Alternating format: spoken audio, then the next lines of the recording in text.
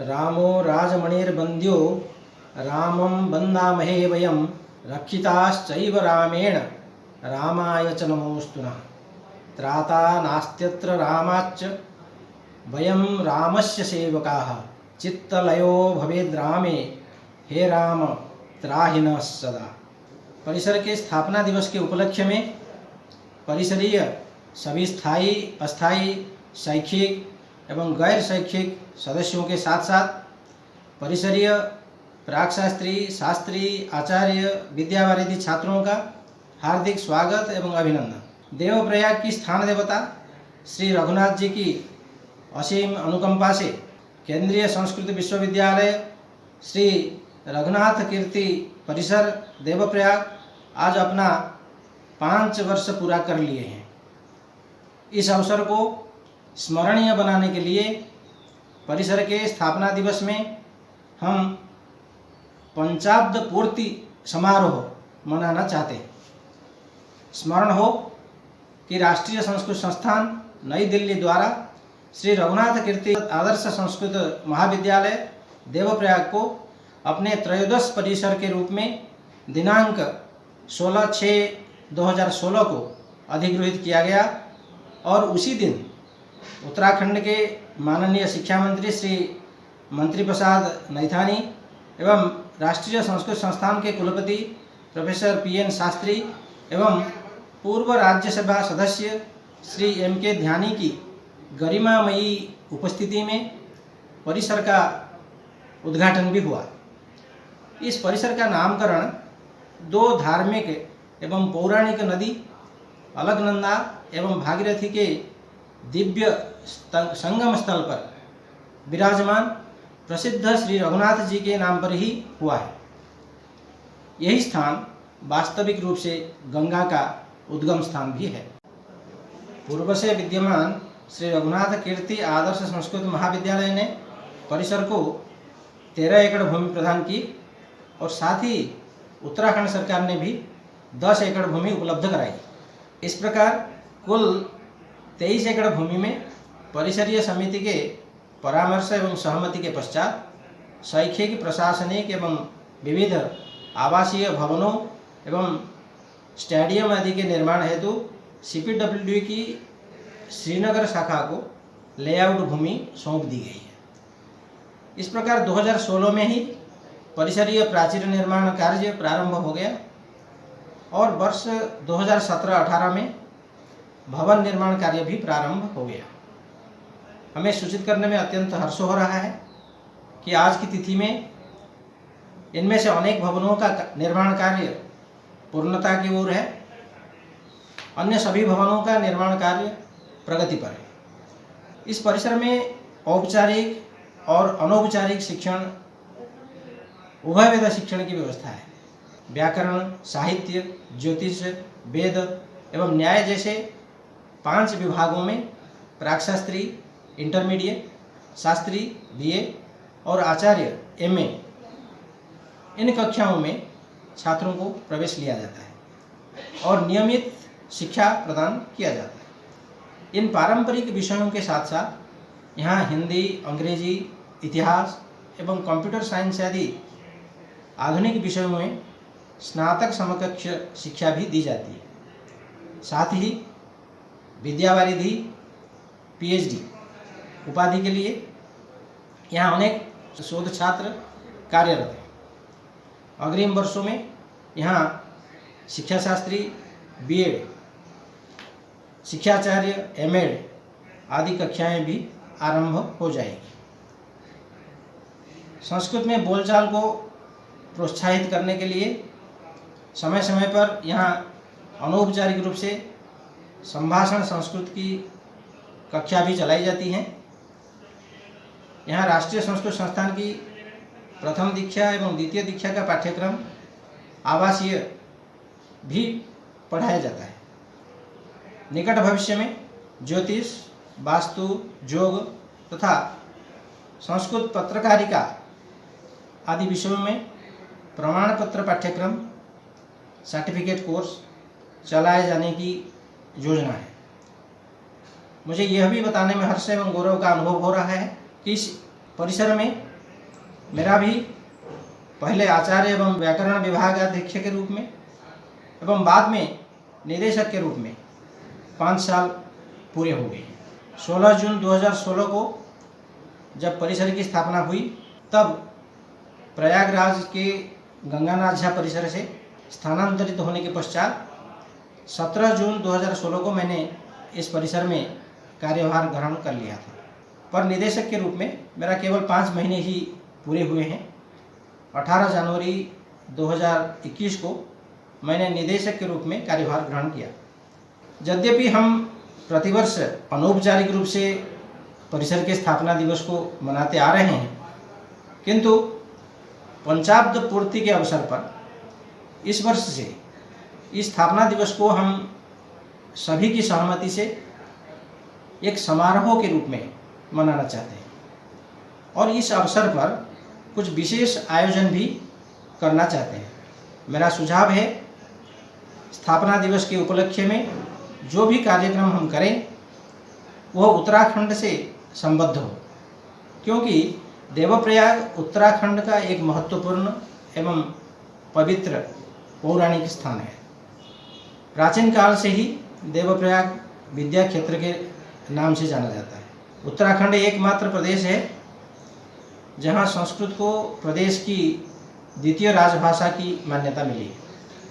इतिहास प्रमाण है कि प्राचीन समय में संस्कृत भी कभी इस प्रांत की राजभाषा रही है।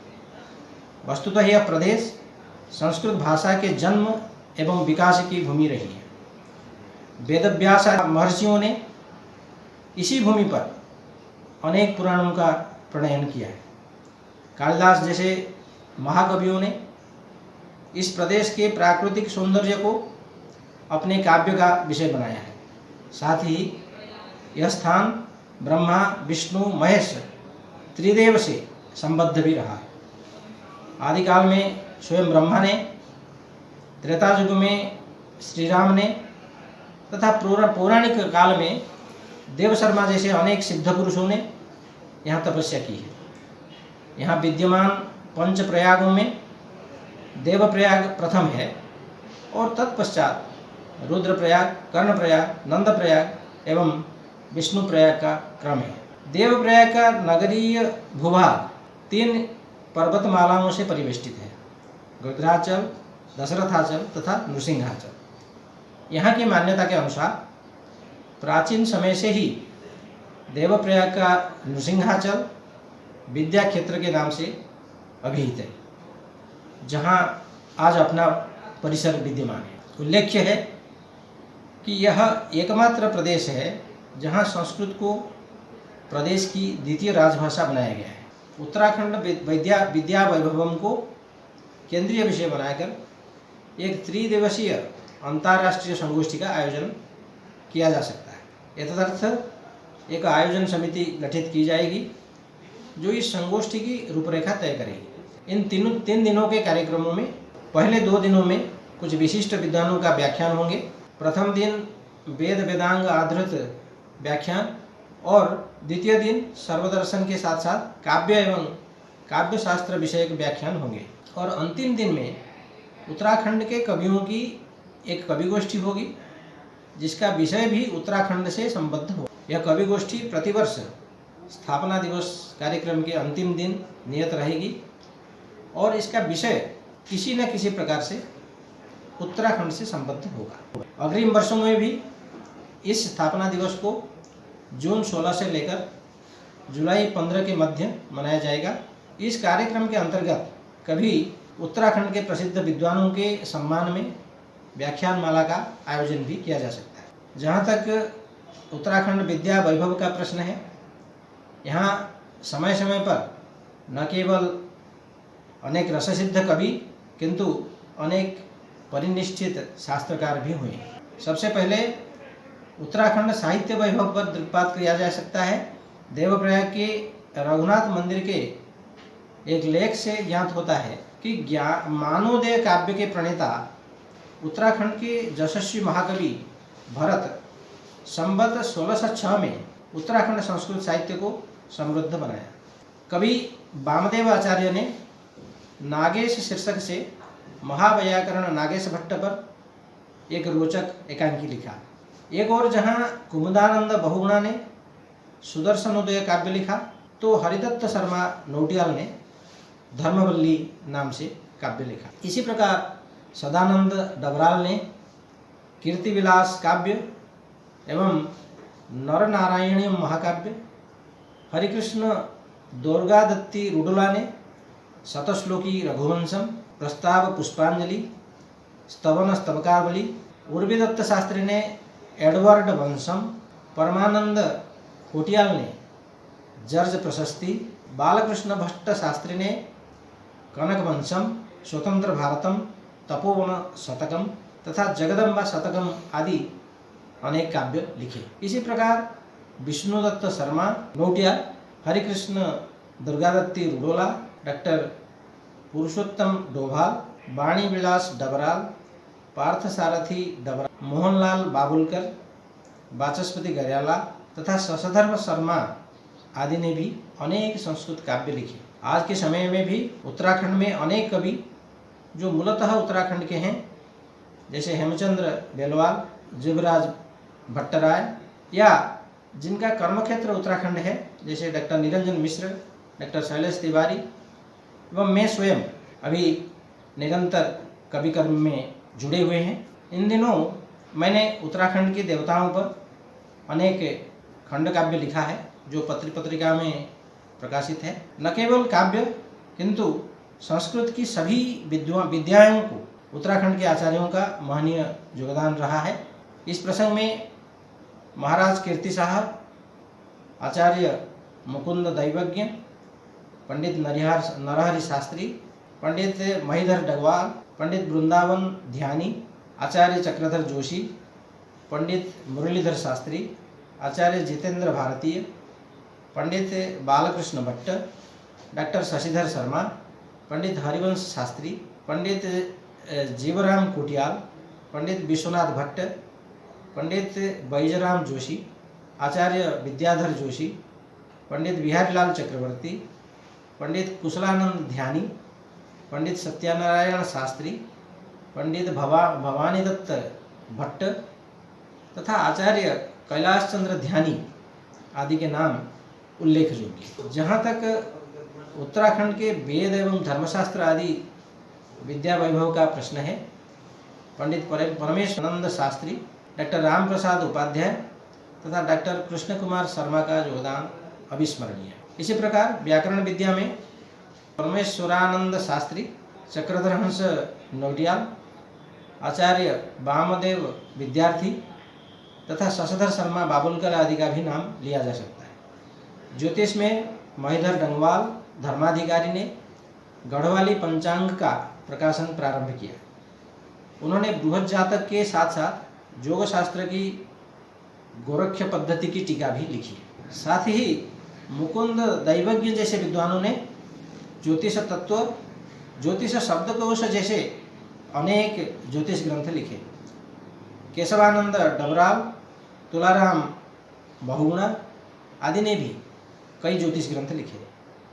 इस प्रसंग में आचार्य चक्रधर जोशी की गदावली भी उल्लेख योग्य है। वस्तुतः उत्तराखंड आचार्यों एवं विद्वानों की सूची बहुत लंबी है। यहाँ कुछ ही विद्वानों के नाम लिए गए हैं।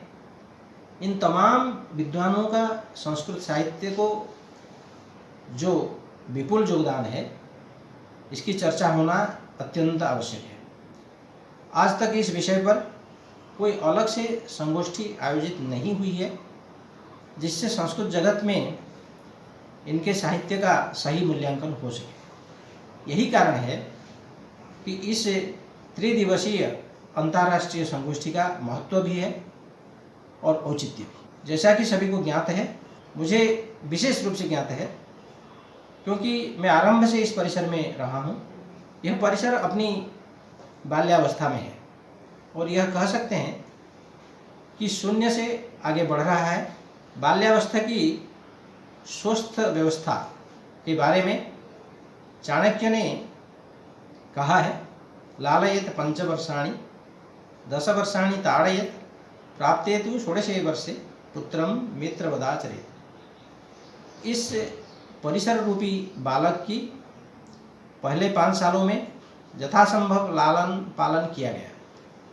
उसके संवर्धन एवं विकास हेतु हर प्रकार से प्रयास किए गए, किंतु जैसा कि सभी को विदित है, लाड़ प्यार में शासन और अनुशासन कमजोर पड़ जाता है। किंतु परवर्ती 10 वर्षों में 6ठे वर्ष से 15वें वर्ष तक इस परिसर को शासन एवं अनुशासन दोनों की आवश्यकता है। वस्तुतः अनुशासन ऐसा हो जिसमें शासन की आवश्यकता न हो। जो कोई जिस किसी भी दायित्व में है स्वयं अनुशासित हो जाए तो शासन की आवश्यकता ही नहीं पड़ती। इसी को आत्मानुशासन कहते हैं और हम इस परिसर में आत्मानुशासन पर अधिक बल देना चाहेंगे।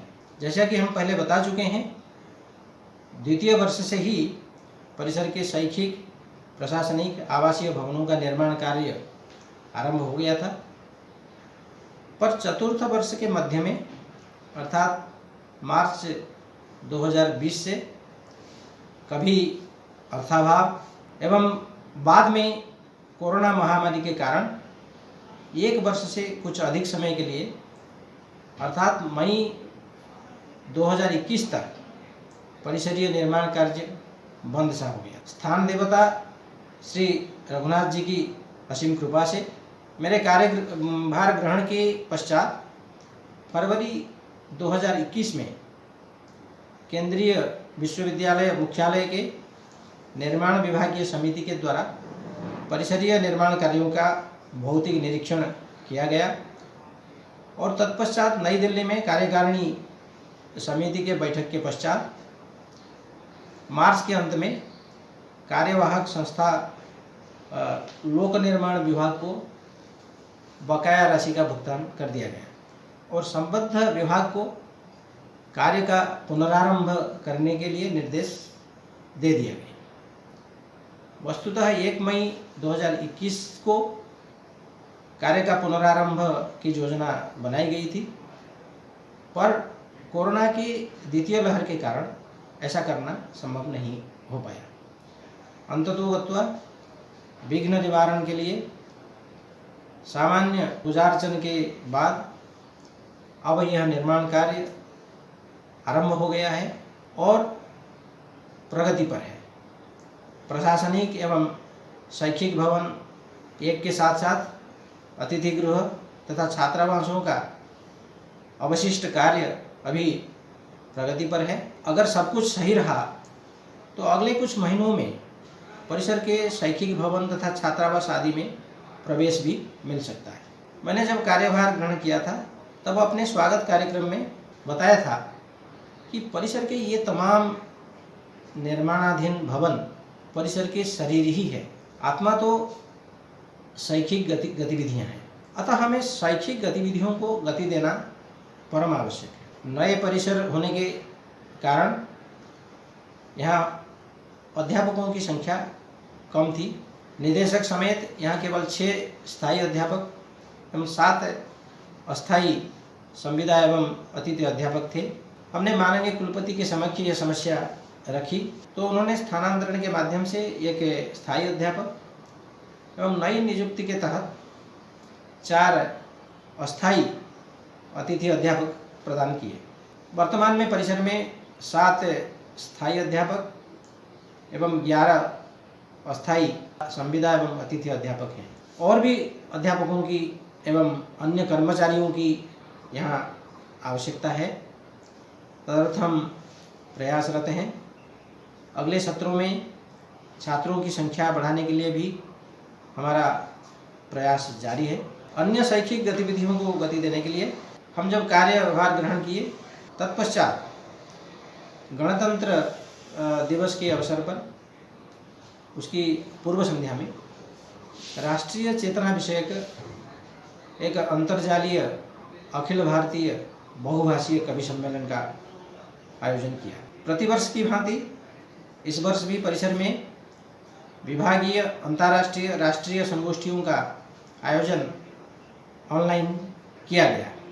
5 महीनों में मेरे कार्यभार ग्रहण के पश्चात इस परिसर में दर्जनों से अधिक राष्ट्रीय अंतर्राष्ट्रीय संगोष्ठियों का आयोजन किया गया, जिसका विवरण थोड़ा संक्षेप में हम यहाँ रख सकते हैं। 13 फरवरी को ज्योतिष विभागीय राष्ट्रीय संगोष्ठी, 14 फरवरी को व्याकरण विभागीय अंतर्राष्ट्रीय संगोष्ठी, 20 फरवरी को वेद विभागीय अंतर्राष्ट्रीय संगोष्ठी, 21 फरवरी को साहित्य विभागीय राष्ट्रीय संगोष्ठी, 27 फरवरी को आधुनिक विभागीय राष्ट्रीय संगोष्ठी, 28 फरवरी को दर्शन विभागीय राष्ट्रीय संगोष्ठी। इसी प्रकार परिसर में आयोजित होने वाली अन्य संगोष्ठियों में 14 मई को परिसर के आधुनिक संस्कृत साहित्य संसाधन केंद्र के बैनर से बाल साहित्य परक राष्ट्रीय संगोष्ठी, 15 मई को पांडुलिपि संरक्षण अनुसंधान केंद्र के बैनर से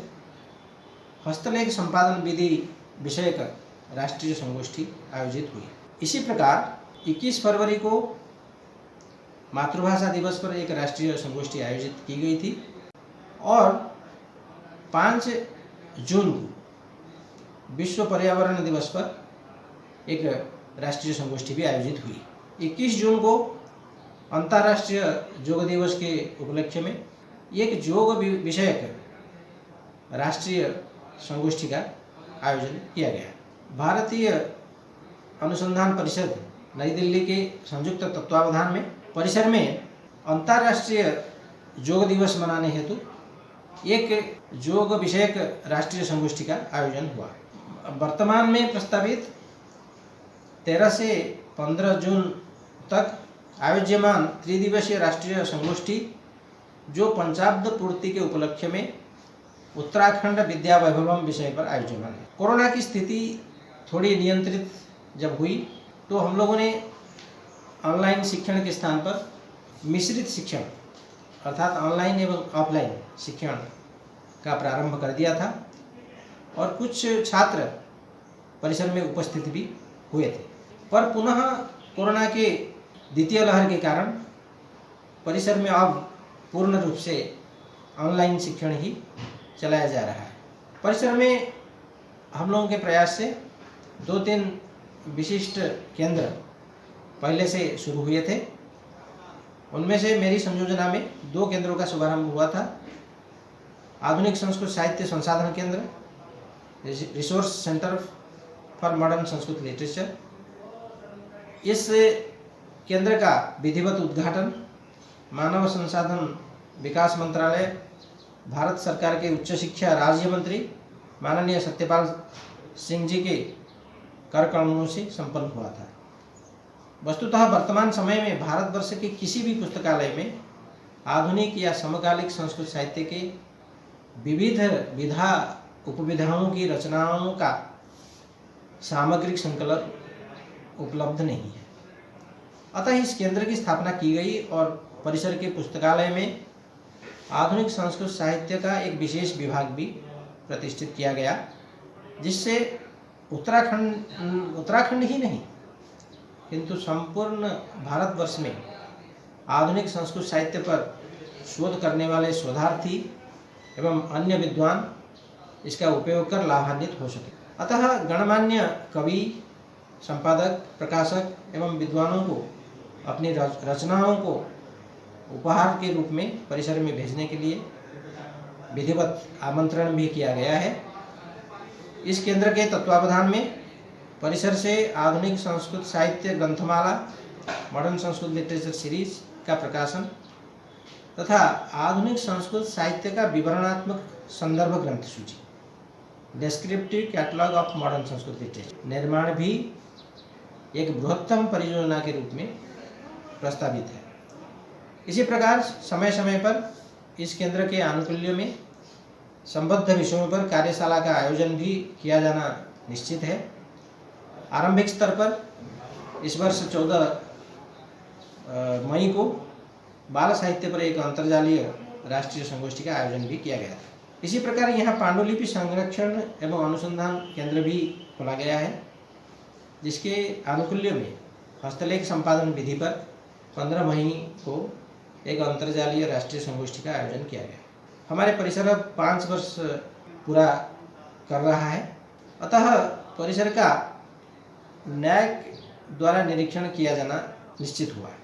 तदर्थ हमारे सभी सहकर्मी आवश्यक प्रक्रिया को मूर्त देने में लगे हुए हैं। आंतरिक गुणवत्ता को बढ़ाने के लिए हम लोगों ने केंद्रीय संस्कृत विश्वविद्यालय के अष्टादशी प्रोजेक्ट के अंतर्गत इस वर्ष कुछ परियोजनाओं के लिए आवेदन भी किया जा रहा है, जैसे आधुनिक संस्कृत साहित्य का विवरणात्मक संदर्भ ग्रंथ सूची, descriptive catalogue of modern Sanskrit literature, और सतीश चंद्र विद्याभूषण के हिस्ट्री ऑफ इंडियन लॉजिक का हिंदी अनुवाद।